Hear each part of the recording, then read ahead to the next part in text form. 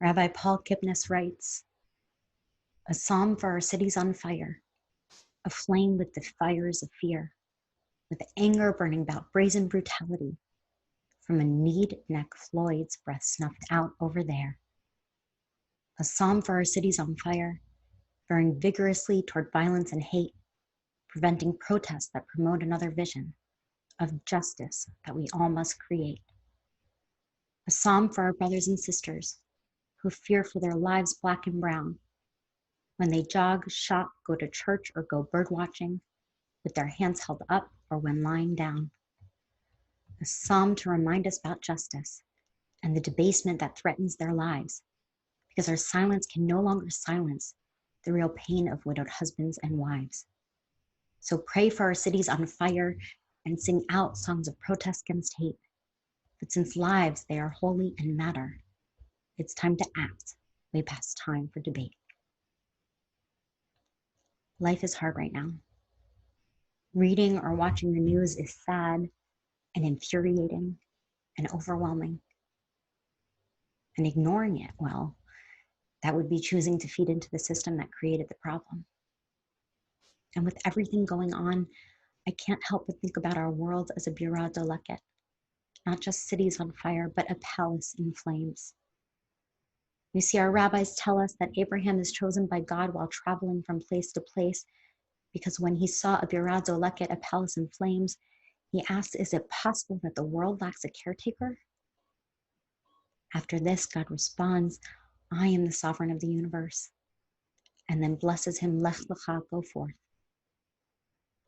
For noticing and asking about the burning palace, Abraham merits becoming the father of nations. Why? One way our tradition understands this text is that Abraham saw the world engulfed in flames. He didn't turn away. On the contrary, he longs to help to put out the fire. And Rabbi Lester Bronstein asked, though, doesn't anyone else see it? Wondering why Abraham's comments were so unique. Rabbi Bronstein offers the possible answers of course they do, but no one seems to notice that it might be a problem. Or they all notice, but assume that the tragic state is the way of the world, and they walk on wondering, what can I do? Or, and this is the most insidious possibility, they like it this way. They benefit from the distraction, the chaos, the suffering of others that provides convenient cover. They know full well that the status quo of the world perpetuates innumerable injustices in their backyard, but it works for them, and so they convince themselves that nothing is amiss, or that things are amiss, but the alternative might be worse. So they try to stay under the radar. Abraham, however, stops. He knows something's wrong, and he cannot allow himself to not get involved. Our world is a palace on fire, and we all see it. So the question is, how will we respond? As Jews, we must look at the world around us and see the truth, the brokenness, the work that needs to be done. When it comes to the issue of race in America, we need to admit that for many, our country, our system is broken. We are watching it burn.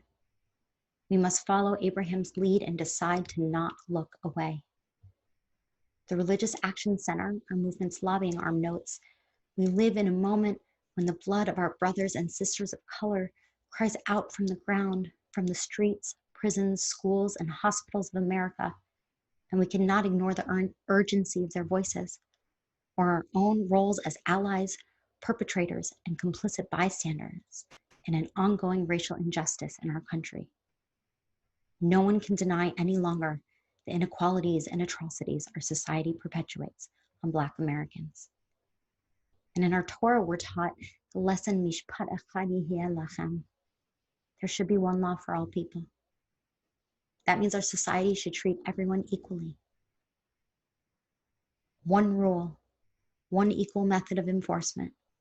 Everyone being treated the same, regardless of their race, their wealth, or any other feature. This, we know, is not how laws, policing, and imprisonment actually works in America. We do not have equal opportunities for success. We do not provide equitable public education for people of all status in every community. We do not have equal access to the ballot box, and we do not have the same health and wellness resources. We have a flawed criminal justice system and clearly unbalanced treatment of Black men by many of our police, our courts, and our prison systems. This may be hard to acknowledge. I know the inclination is to protect the system, to write off bad behavior as the exception and not the norm. But the exceptions are far too many, and our concern must be to stop this behavior from ever occurring. And I know we're uncomfortable with protests and sometimes appalled by riots, but Martin Luther King Jr. taught that the riot is the language of the unheard. So ask yourselves, what isn't America hearing? And consider that if, after trying every possible legitimate and peaceful way of speaking out, people are still unheard, still ignored, still treated as inconsequential, the riot becomes all they can do to get our nation's attention as the language of the unheard.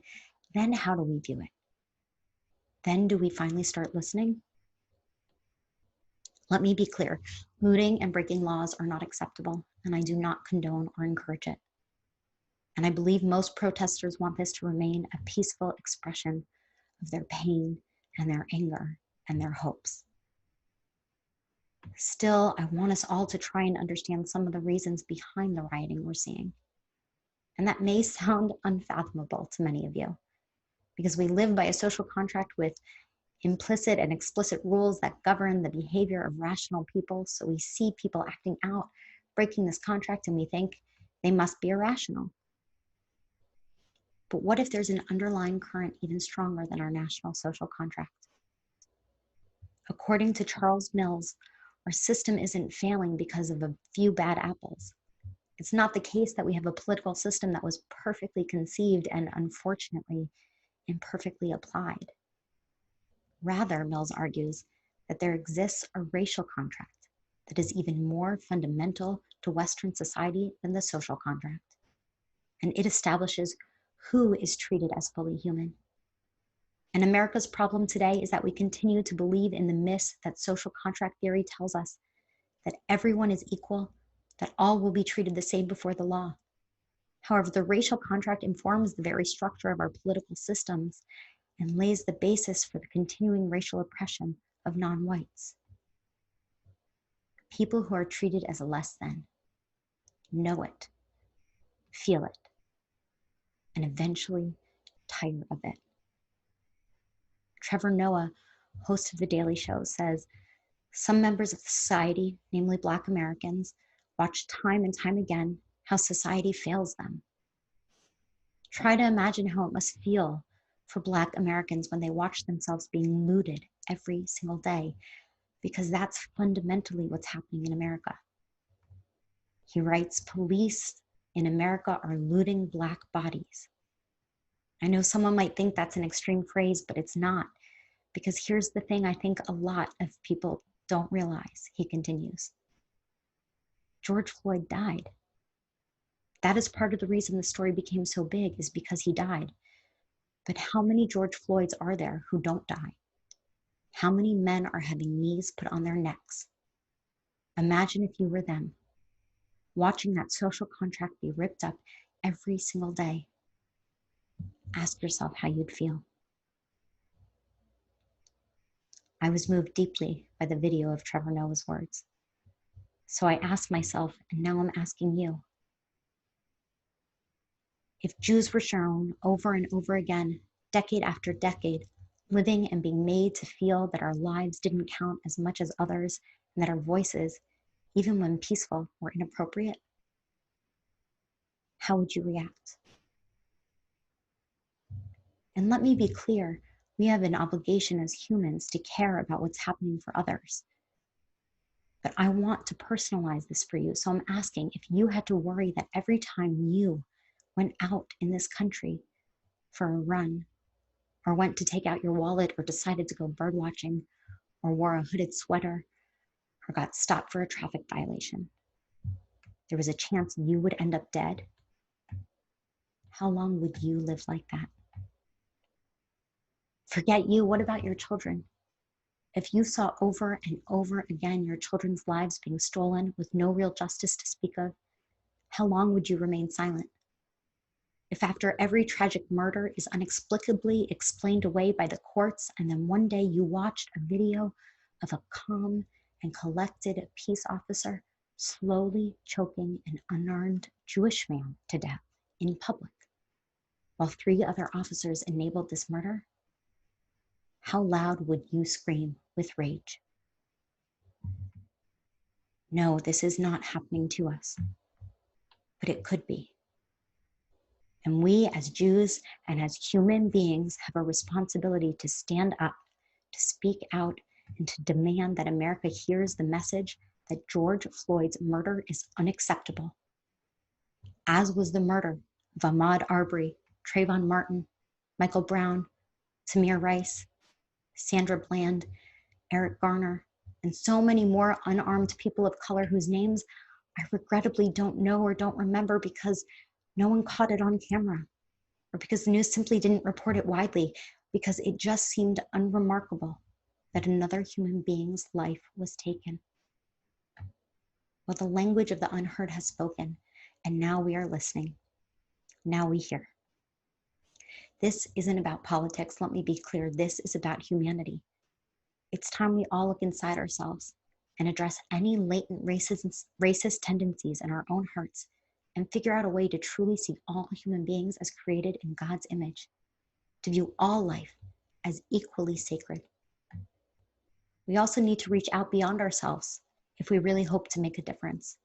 And so I share with you all the advice of the CCAR, the Central Conference of American Rabbis, who are imploring all our congregants to join in demonstrating solidarity with Black Americans by reaching out to African American friends who are in pain, frightened, or angry, offering support and demonstrating our enduring presence, frequenting Black-owned businesses, supporting community efforts and organizations that work to empower African Americans, learning how to be an anti-racist, and joining efforts to change policies that perpetuate systematic racism. This week, I tried to take these lessons to heart, and I reached out to local colleagues who could help me better understand what it's like to be Black in America. I had the honor of being connected to Pastor John Walker and Pastor Kelvin Lumpkin, whom I've invited to speak to us next Shabbat. So please tune in next week to hear their perspectives and insights, as this conversation is just beginning. I'm also going to be posting suggested readings and resources on our website. Visit our social action and justice page for more details. And I invite you to call me, email me, schedule an appointment, and let me know if you want to engage further about anything I've said, or if you want to help our community to get more involved with this important justice work. Because we live in a Birat Olaket, and there is so much beauty in our nation, but it is also plagued by pain.